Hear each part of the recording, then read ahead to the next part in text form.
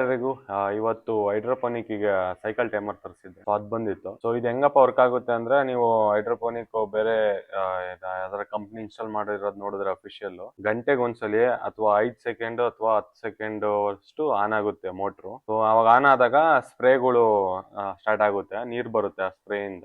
ಗಂಟೆಗೆ ಒಂದೊಂದ್ಸಲಿ ಆ ತರ ರಿಪೀಟ್ ಆಗ್ತಾನೆ ಇರ್ಬೇಕು. ಸೊ ಅದಕ್ಕೋಸ್ಕರ ನಾನು ಈ ಸೈಕಲ್ ತರಿಸಿದೀನಿ. ಅದೊಂದು ಬನ್ನಿ ಇವಾಗ ಅನ್ಬಾಕ್ಸ್ ಮಾಡೋಣ ಅದನ್ನ. ನೋಡಿ ಇದೇನೆ ಪಾರ್ಸಲ್ ತರಿಸಿರೋದು ನಾನು. ಸೈಕಲ್ ಟೈಮರ್ ಅಂತಾರೆ ಇದನ್ನ, ಅಥವಾ ಡಿಜಿಟಲ್ ಟೈಮರ್ ಅಂತಾರೆ.